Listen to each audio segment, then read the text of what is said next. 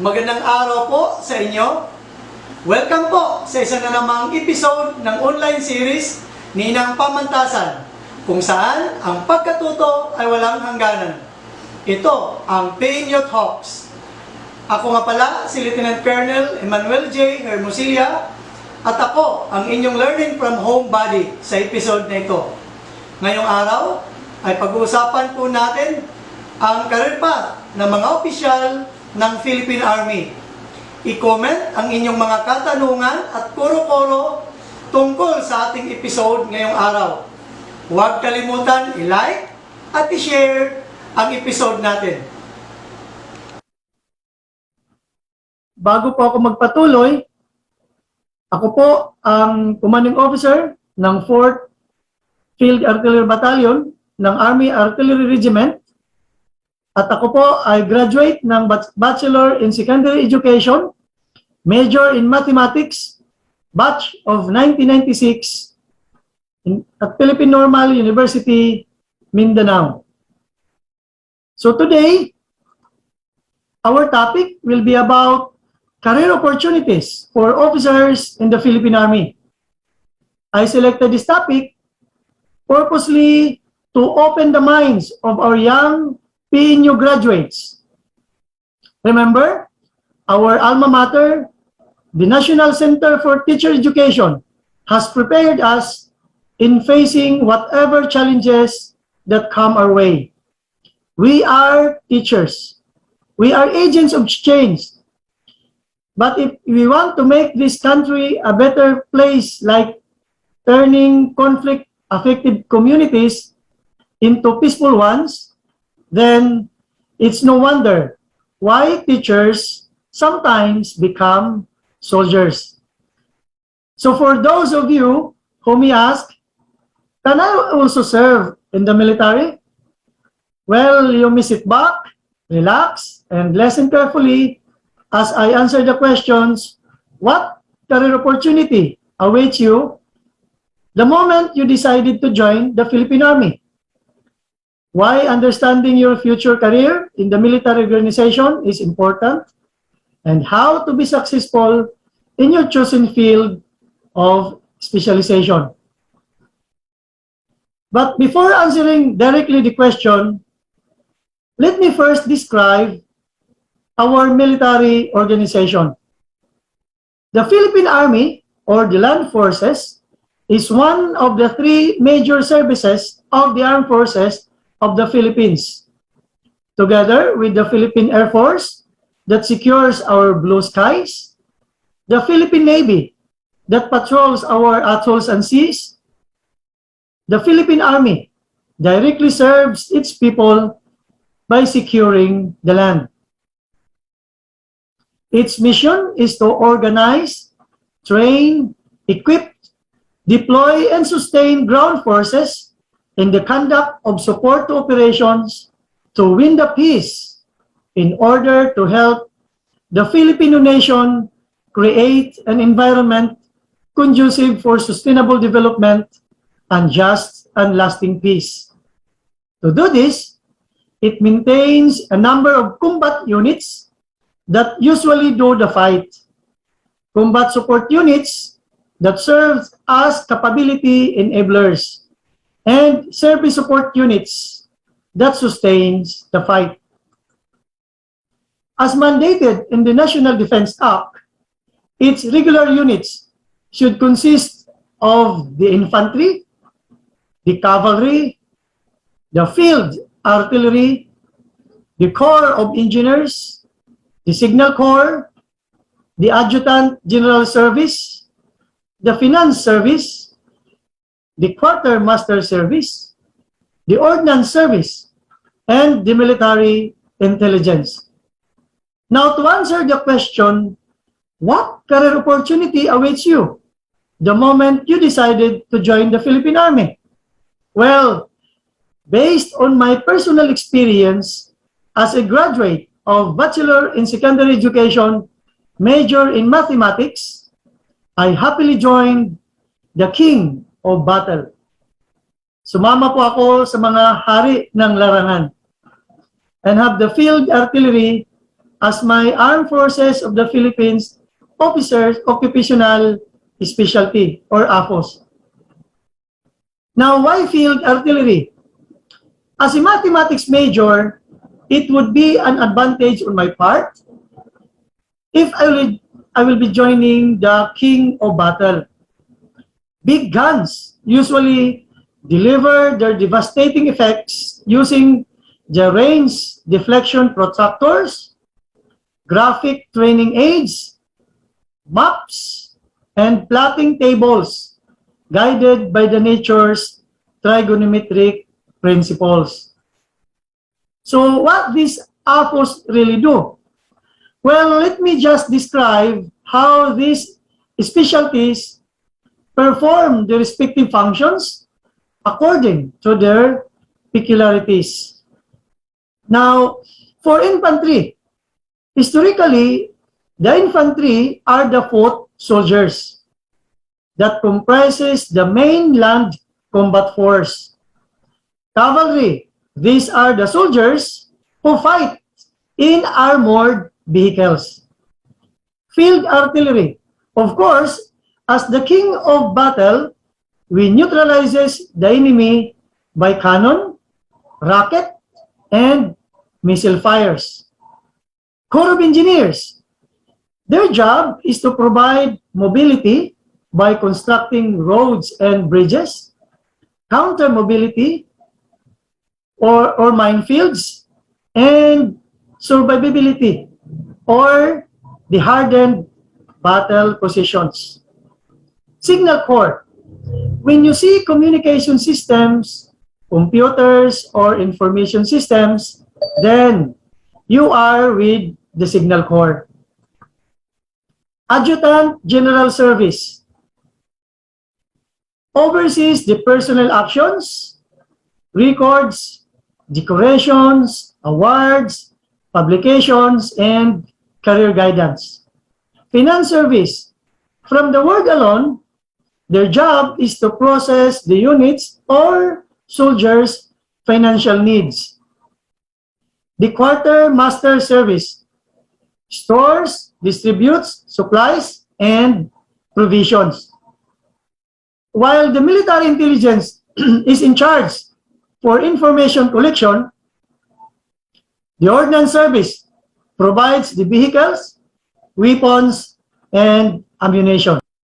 Now, which of these AFP occupational specialties? Well, let's see.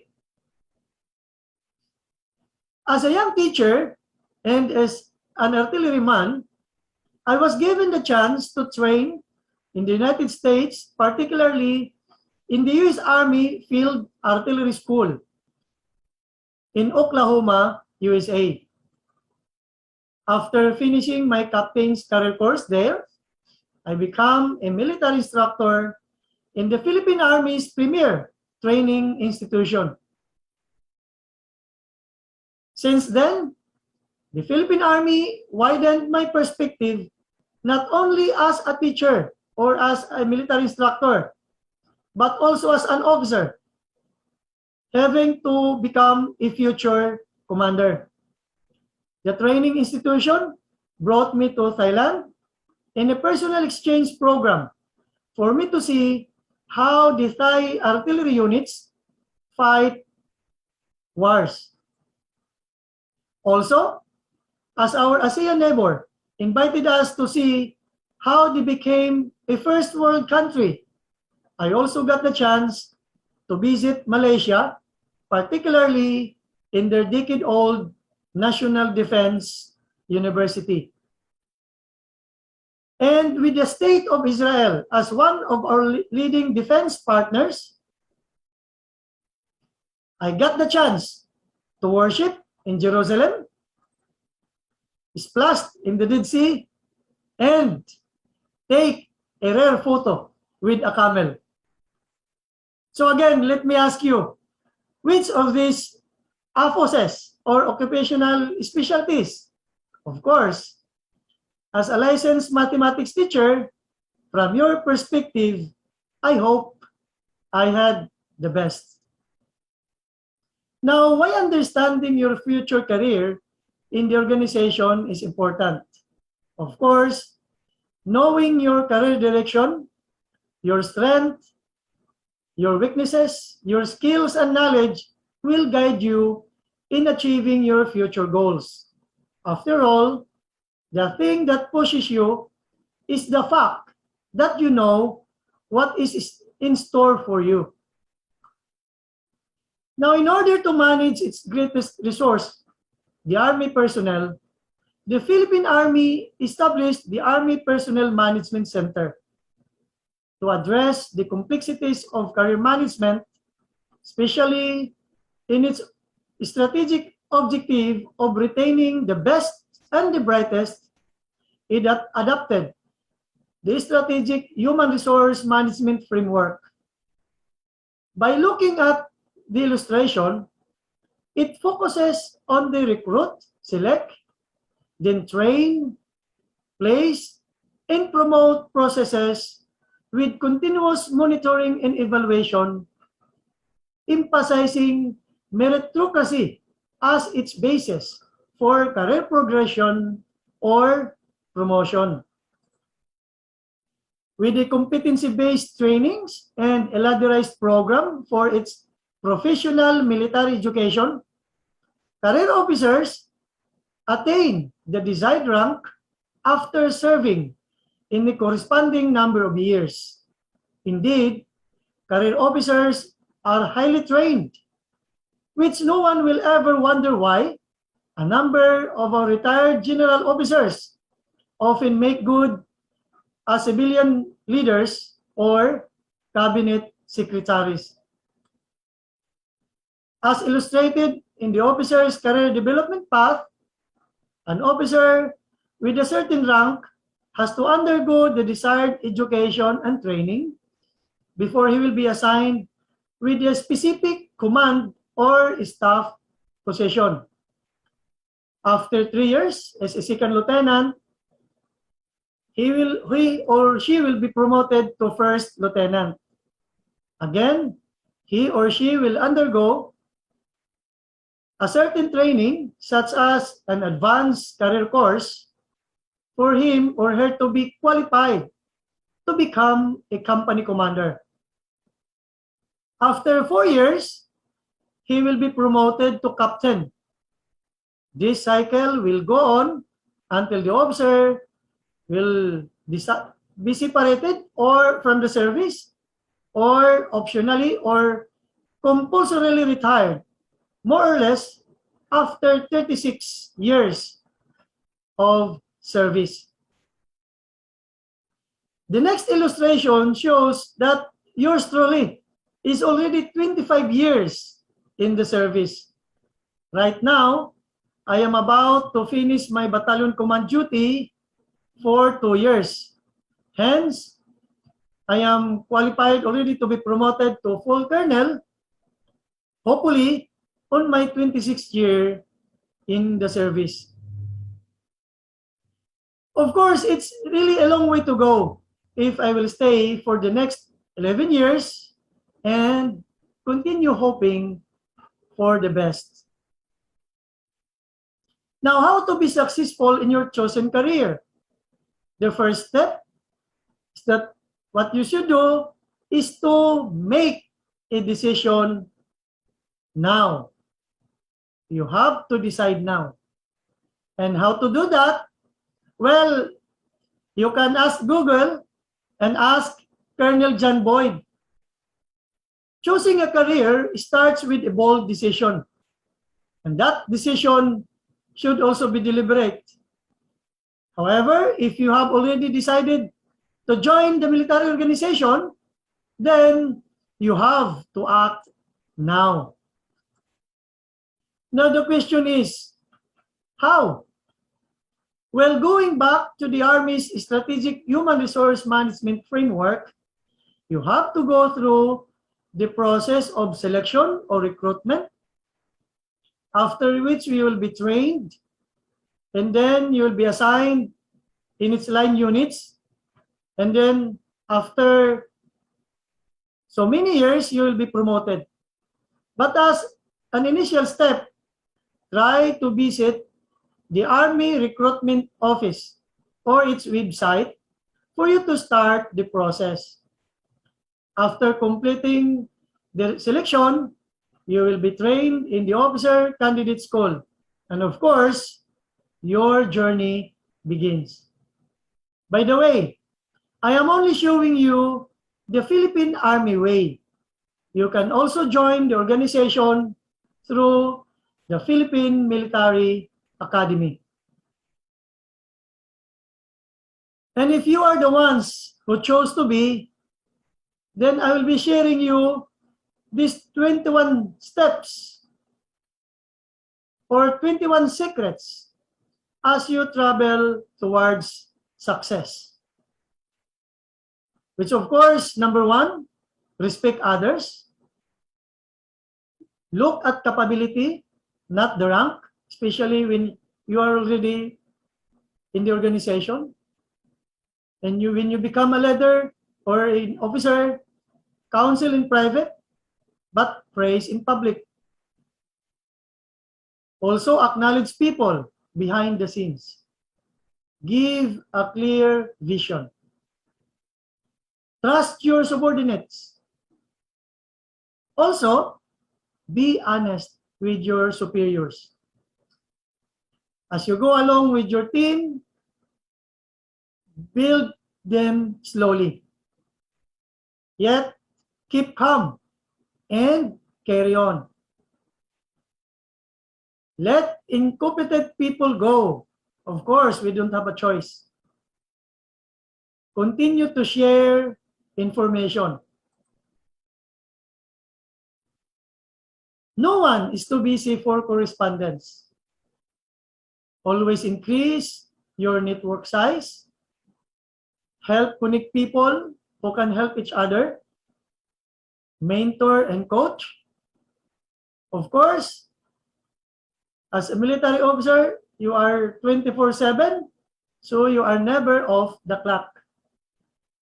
Don't forget your family. But always put the mission first. Drop everything you are doing to help a friend. Yet, choose your friend wisely. And lastly, know when you are tired. Friends, my fellow alumni at Philippine Normal University, to the young graduates who would soon join the Philippine Army. That's all my presentation. Stay safe. Have a blessed day ahead of us. Sa muli, ako si Lieutenant Colonel Emmanuel J. Hermosilla at sumainyo ang Pinyo Talks.